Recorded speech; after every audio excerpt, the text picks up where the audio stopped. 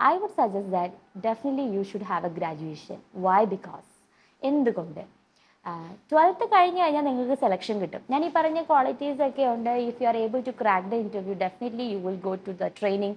If you finish your training properly, you will start flying, you will start earning.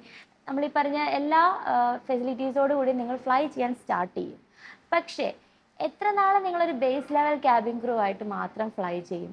Don't you want to have promotions?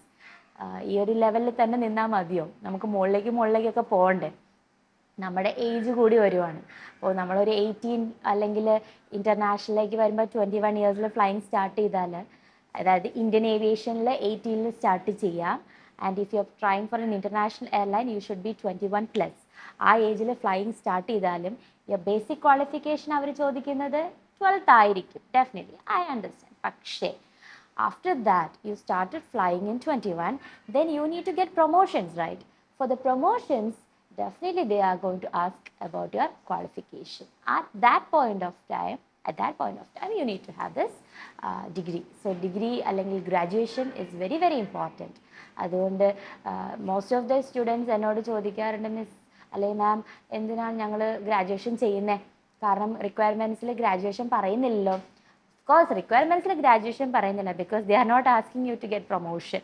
അവർ നിങ്ങളോട് ജോലിക്ക് കയറി കഴിഞ്ഞാൽ അല്ലെങ്കിൽ flying start ചെയ്ത് കഴിഞ്ഞാൽ നിങ്ങൾ വർഷങ്ങളോളം ഞങ്ങളുടെ കമ്പനിയിൽ നിൽക്കുമോ അല്ലെങ്കിൽ നിങ്ങൾക്ക് പ്രൊമോഷൻ വേണോ എന്നുള്ള കാര്യങ്ങൾ അവർ ചോദിക്കുന്നില്ല. Once you are in this, then you will understand, അയ്യോ ഗ്രാജുവേഷൻ എടുത്തോളായിരുന്നു, അയ്യോ പഠിച്ചോളായിരുന്നു, ഫിനിഷ് ചെയ്തിട്ട് അല്ലെങ്കിൽ പഠിത്തം കോളേജ് ഫിനിഷ് ചെയ്തിട്ട് പോയാൽ മതിയായിരുന്നു എന്നുള്ള റിയലൈസേഷൻ മൂമെൻറ്റ് വരുന്നത് വൺസ് യു ഗെറ്റ് ഇൻ ആണ്. So before that, I am telling you, if you are planning to go or if you are thinking, okay, graduation വേണ്ട, യെസ് വേണ്ട എന്നുള്ളത് ശരിയാണ്. പക്ഷേ ഉണ്ടെങ്കിലാണ് നിങ്ങളുടെ ഫ്യൂച്ചറിലേക്ക് അത് ബെനിഫിറ്റ് ആവുള്ളൂ. വൈ? ബിക്കോസ് പ്രൊമോഷൻ, ജോലിയിൽ പ്രൊമോഷൻ കിട്ടാൻ നേരത്ത് you need to have qualification. കാരണം ഇപ്പോൾ തന്നെ ഞാൻ പറയാം, 10 വർഷം നിങ്ങൾ ഫ്ലൈ ചെയ്തു എന്ന് വയ്ക്കുക, അല്ലെങ്കിൽ ഒരു 15 വർഷം ഫ്ലൈ ചെയ്തു എന്ന് വയ്ക്കുക. പോട്ടെ, ഒരു 18 ഇയേഴ്സ് ഓൾഡിൽ സ്റ്റാർട്ട് ചെയ്യുന്ന ഒരു student, he or she is flying for maybe 20-25+ years.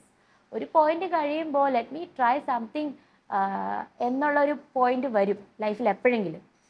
At that point of time you need to have a qualification. It's always good to have a graduation, or if you have a post graduation that is also good, because ഇൻഡസ്ട്രിയുടെ അകത്ത് തന്നെ, അതായത് നിങ്ങളൊരു കമ്പനിയിൽ join ചെയ്യുമ്പോൾ ഒരു aviation industry അല്ലെങ്കിൽ ഒരു എയർലൈനിന് ക്യാബിൻ ക്രൂ മാത്രമല്ല ഡിപ്പാർട്ട്മെൻറ്റ് വരുന്നത്. അതിന് റൺ ചെയ്യാൻ വേണ്ടി അതിൻ്റെ ബാക്ക്ഗ്രൗണ്ടിൽ വേറെ മൾട്ടിപ്പിൾ അനദർ ഡിപ്പാർട്ട്മെൻറ്റ്സ് ഉണ്ട്. So you can get into any of these departments only if you have this graduation or maybe post graduation. അപ്പോൾ ഒരു ക്രൂ ആയിട്ട് ജോയിൻ ചെയ്യുമ്പോൾ imagine the career opportunities which are waiting for U.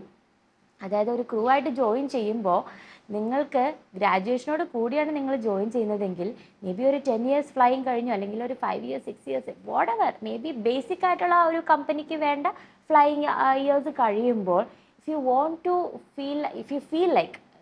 To വേണ്ട, എനിക്ക് ഇനി കുറച്ച് നാൾ fly ചെയ്യേണ്ട, എനിക്ക് ഗ്രൗണ്ടിലേക്ക് ഒന്ന് നോക്കണം.